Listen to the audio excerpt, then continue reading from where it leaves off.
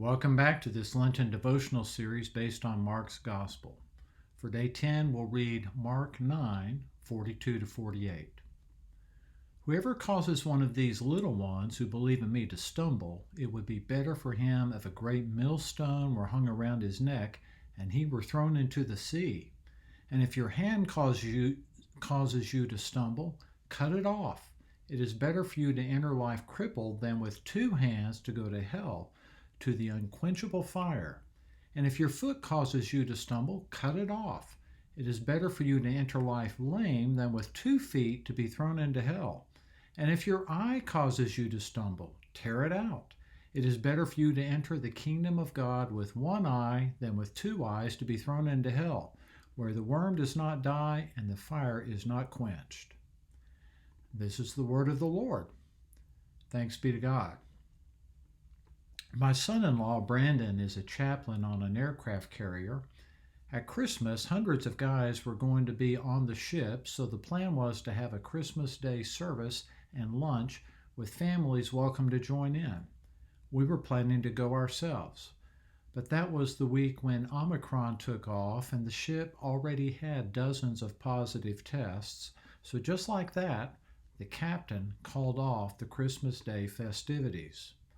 No law made him call it off, but the captain knew the main mission, defending our nation at any moment. And if half of the ship has COVID, which meant that even popular and good activities have to go if they make the carrier stumble in its readiness. Of course, there was lots of disappointment, but no one could really argue with the captain that he did what he had to do. Sometimes spiritual warfare language gets overblown and too dramatic, but Jesus was clear. The stakes of discipleship are high, ultimately a matter of life and death. And even when it's not ultimate, it is often a matter of abundant life or slow death. So Jesus decreed with the ship's captain's certainty that there are times when we have to give up something that's otherwise good if it interferes with the main mission. In verse 42, he meant certain practices of diet or use of time or conversation that could drag a weaker follower of Jesus down. And in verse 43, he also pointed to what might drag us down as well. In Jesus' day, teachers often used wild hyperbole, language and images purposely exaggerated to make a strong point.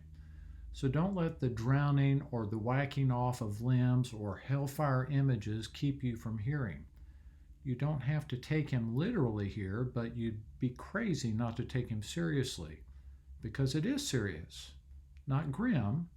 Ours is a joyful calling, and grimness itself can cause people to stumble. But we've got to be ready, fit to serve Jesus when he calls, and that means we often must make some hard choices. Here are a couple of questions to ponder as you look back over these verses. What habits of time or entertainment which you enjoy in Christian liberty could cause some others some spiritual peril? For that matter, what habits could cause you some peril? And how might Lenten traditions of fasting ready us for this kind of urgent choice? God bless you.